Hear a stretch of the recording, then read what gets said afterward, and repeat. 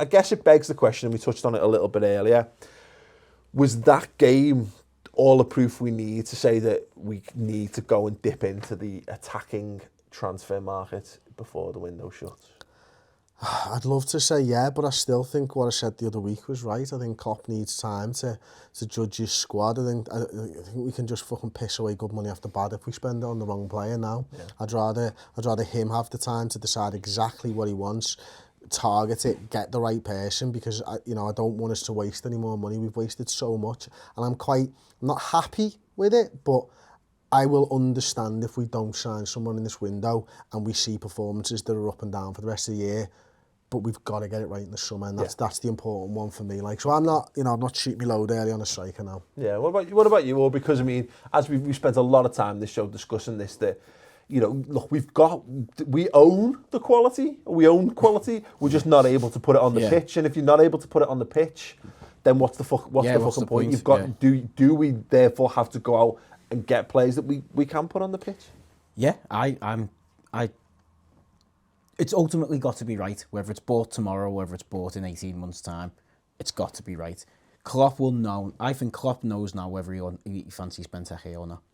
Because I think we all know that he doesn't. Do you know what I mean? So, like, if he can start sounding room, like, his values are higher now than it will be in the summer from not playing. They can start sounding him out to get him out the door or move or whatever.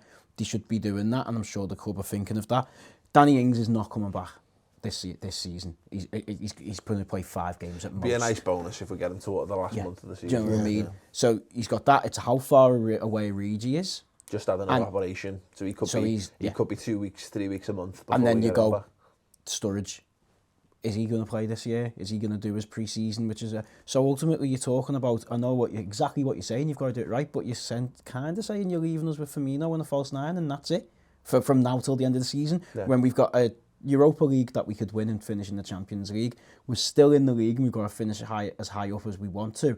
And we've got a Capital One Cup that we could win, and we're still in the FA Cup, fighting on 4 fronts with one striker who isn't really a striker. So actually, now, he should know the type of player he wants. There's value out there. You got to go find it. I'm fucking fed up of other clubs doing it. Yeah. We're shit at it. Massive overhaul behind the scenes, and Klopp should want to do that and look for it. But let's use it as an example. I didn't want us to sign him, don't want us to sign him. I'm glad we haven't. But let's look at like Charlie Austin for 4 million to Southampton. He's another target-ish man. He's an in-between, isn't he? Like, I mean, I don't think he would suit us or our style, and I wouldn't particularly have been happy with us, even though he's in like the top calendar year Premier League goal scorers. He's scored like 18 or something, hasn't he, in the calendar year? Fair play. But it might be a bit more. But either way, you say there's value. And again, there's a loan. Like, it doesn't have to be a buy. Go out and loan a player. Do what we've done with Corker. Find players out there, bring them in to see if it is.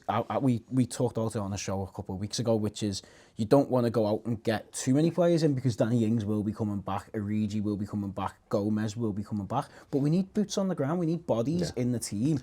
And there is quality out there, and he will know better than anyone. I just don't know whether there is the quality that we're after out there. Yeah. Because, I mean, you're looking at it now, and Charlie Austin's gone, and that's great value for money. Yeah. I probably would have taken a punt on him at £4 million, but Berahino at 15, something like that, that's not value to me. And it's not like, he could come in and work, but it's more likely that he's going to come in and it's not going to work. And I would rather see us, the type of player that we need, to be honest with you, is like a 30, 35, 40 million pound striker.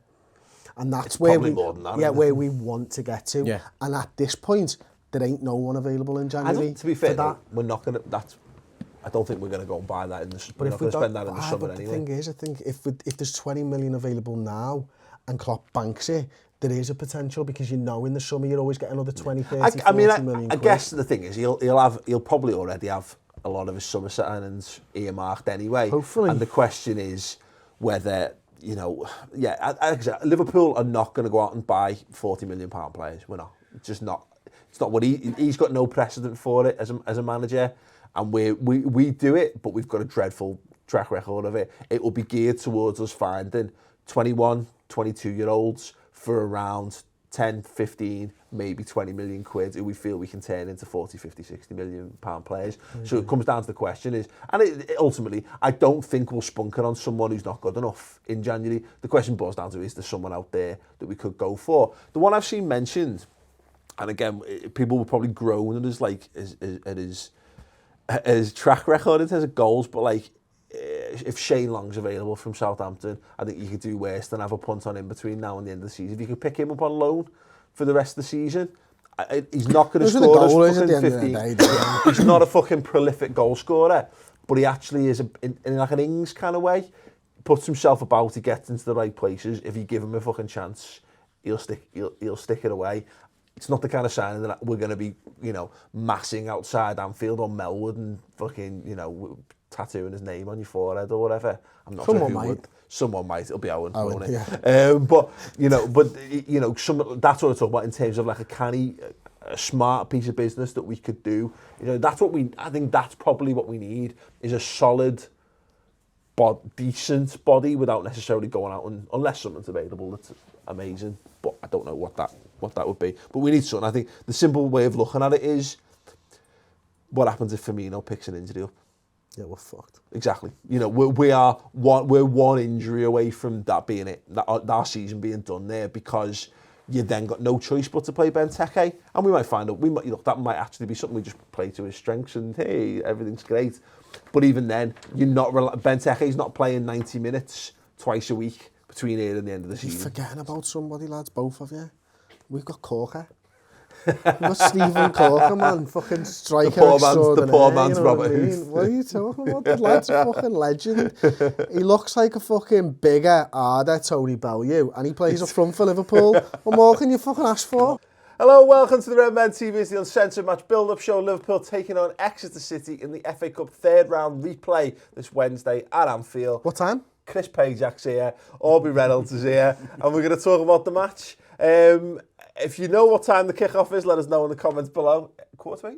8? I imagine it's going to be like 8. Yeah, well, Let's all speculate. One of those weird Google. 8 games. Fucking